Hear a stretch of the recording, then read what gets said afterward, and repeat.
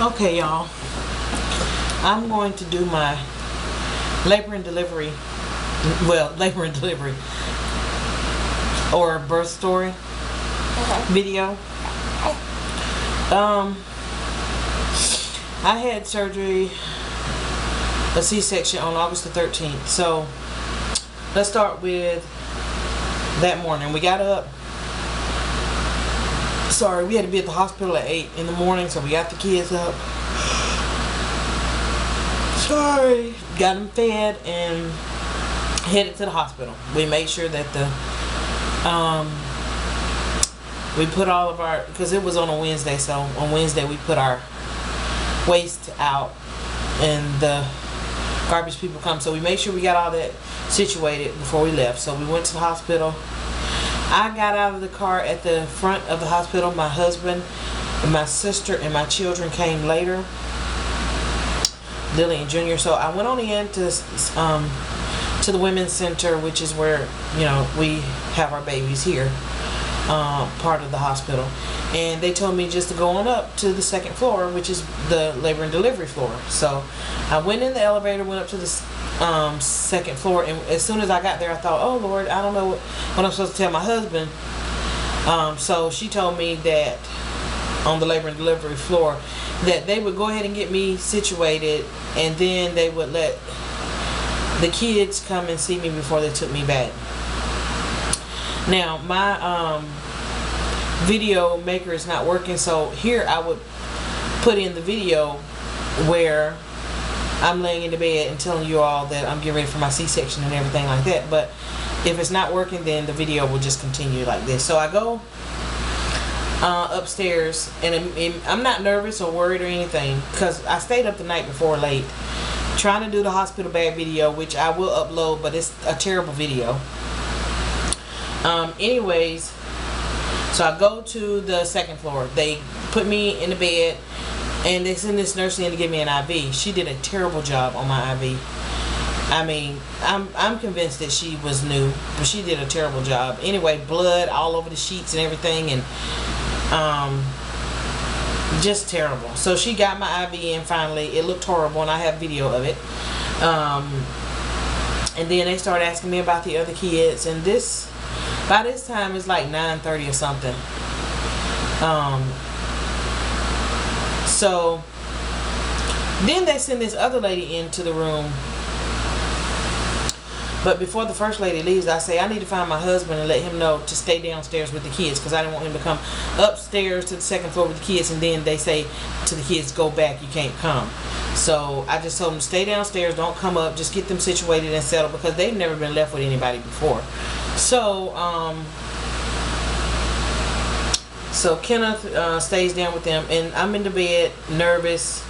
I start getting nervous a little bit, right? So then they say, okay, here's the anesthesiologist. So the anesthesiologist comes in and tell me everything that they're going to do, and ask me if I had a spinal before, and ask me if I have any questions. And at that time I say to him, well, when I had my other 2 C-sections, I don't remember anything after they took the baby out. So I'm saying maybe I was given something to make me sleep while they sewed me back up. I don't remember it. So he said, well, we can give you something, but you may not remember. You may not remember anything. So I said, well, don't give it to me. Anyway, so he leaves, the anesthesiologist leaves, and in comes Dr. Lee, which is the doctor that is doing the C-section. So he comes in and say, hey Sharon, I just want to know if you're getting your tubes tied. And I say, no, I'm not. And then he said, well, you know, the more babies you have, the more risk it is for you and all this to bleed out and do whatever like this. So I say, yeah, I understand the risk, but I won't be tying my tubes today. And I don't know if he was disappointed or what, but then he begins to explain to me that the risks are blah blah blah. So he goes on to say that if the placenta attaches to the scar tissue, then I'd be in big trouble. So I say, okay, well, I'm still not tying my tubes. So okay, thank you, bye. So I don't have any more questions for you, and he doesn't have anything else to tell me. So he said, okay, we'll get you back. So at this moment, I'm thinking my husband had come up previously before Dr. Lee came up to let the kids see me before they take me back. So Lily comes in and she says, "Hi, Mom," and she is immediately scared because of the heart monitor of the baby's going in the room, and so it's loud, so she won't come in the room. So I'm saying, Lily, that's just the baby's heartbeat that we're listening to. And so the nurse turns it down, so she'll come in and give me a hug. And Junior says hi to me or whatever. My sister says, "I love you," and everything. And so then Lily starts to cry. Her lip goes out, and and I feel bad, and I tell her, I'm just going to go get the baby out, and then I'll see you soon. And so she starts to get all sad and everything. So they take her.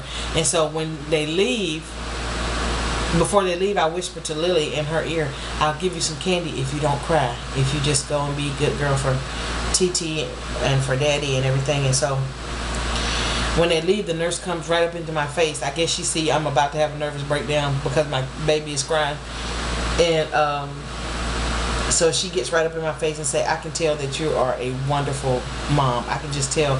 She said, "Because you were panicking or panicky before they came up," and she said, "When you seen your kids, I just saw that you were just more relaxed. Your blood pressure went down and everything." I said, "Oh, she's so sweet." She was trying to distract me from having a nervous breakdown because my baby was crying.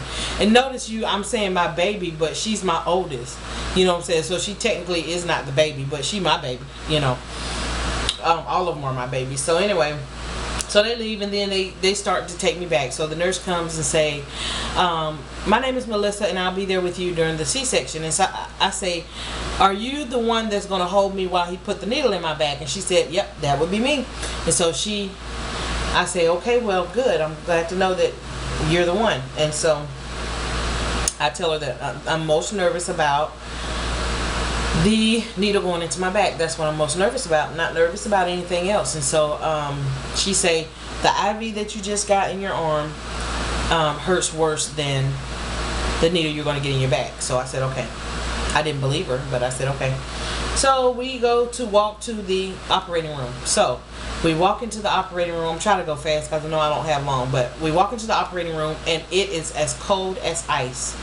I don't know if I remember it being that cold with the other 2 C-sections. So we walk in, and it's just me and Melissa in there at that time. And so she walks me to the table. Now, the operating table, to me, I can compare it to a popsicle stick because that's kind of how I feel like it is. It's that small. It's like, and so she tells me, I say, "Well, where's the stools for me to step up on to get up on this operating table?" And so she goes to get the stool, and so I get up on the table. But I get up carefully because the table's so short and so small and so tiny that if you got up there, like if you took a big seat backwards, you'd fly off the other side. That's just how small it is. So anyway, I get up there on the operating table, and I start taking these deep breaths because I'm so nervous, right? Because I go in there and I see all these instruments and things, and